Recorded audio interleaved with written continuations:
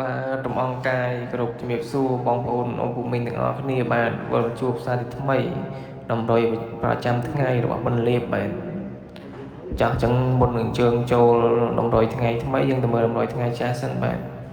ចឹងម៉ោង4កន្លះម៉ោង4កន្លះអាពីលេខខ្ញុំឲ្យ650113បាទហើយយើងទៅមើលផ្ទៀងតិន័យចឹង01ចូលប៉ោះ A 01ចូលប៉ោះ A 13ចូលប៉ោះ A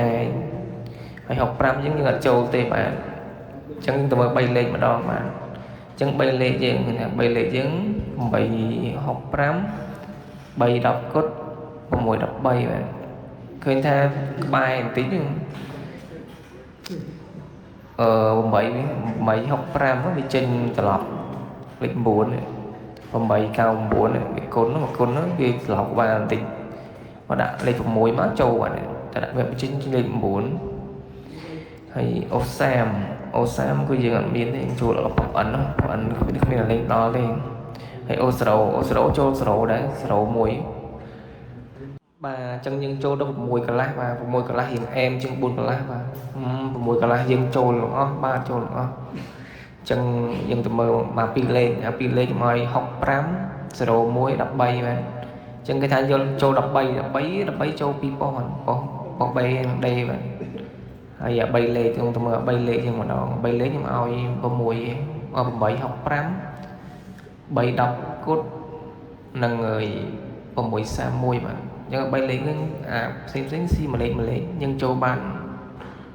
631បាទគុណ631ប៉ុសហើយប៉ុស C បាទប៉ុស C វា136វាចូលកូនត្រឡប់ចូល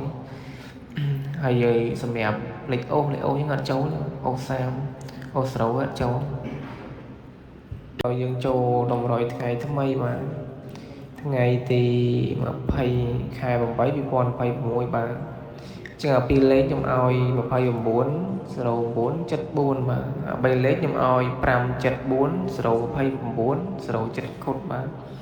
ហើយលេខអូសខ្ញុំឲ្យអូ20អូស0បាទ